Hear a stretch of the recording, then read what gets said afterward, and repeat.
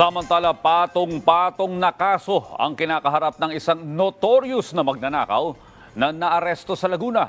Bukod sa pagkakadawit sa ilang insidente ng holdapan at akyat bahay, napag-alaman ding sangkot siya sa kalakaran ng iligal na droga. Si Bien Manalo sa detalye. Wala ng takas ang lalaking ito sa ikinasang bypass operation ng mga operatiba ng Siniloan Municipal Police Station sa Barangay Lagyo, Siniloan, Laguna. Kinilala ang sospek na si Arvin Istalero, 21 taong gulang.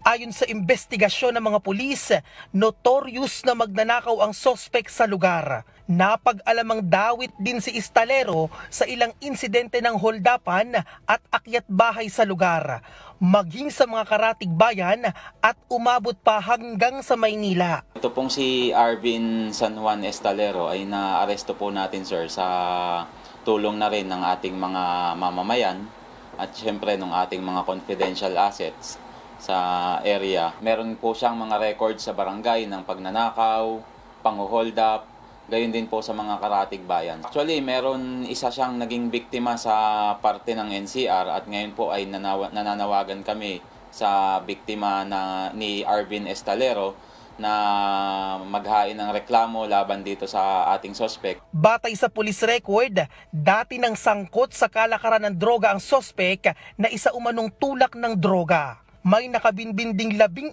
kaso ng theft si Estalero. Dahil dito, tinangka pa umanong magpakamatay ng suspect sa loob mismo ng selda. Siya po ay involved sa mga illegal drug activities dito sa bayan ng Siniloan at gayon din po sa mga karatig bayan. Meron nga pong insidente ng pagkitil ng kanyang sariling buhay sa loob mismo ng custodial facility po natin na naagapan po ng kapwa inmate. Ito pong ating mga complainant, sir, is natatakot po talaga sa kanya. Bakit po, sir?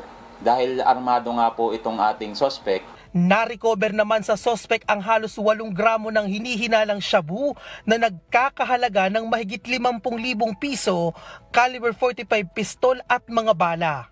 Salamat po sa pagkakahuli kay Arvin Estalero na kumuha ng cellphone ng aking anak at salamat po sa ating kapulisyan. Nagpapasalamat po ako sa kapulisyan ng Siniloan at nandakit na po si alias Arvin Estalero at mabibigyan na rin po station yung pagkawala po ng aking cellphone. Sa ngayon ay na-turn over na sa Laguna Provincial Jail ang sospek na nahaharap sa patong-patong na kaso kabilang na ang kasong robbery.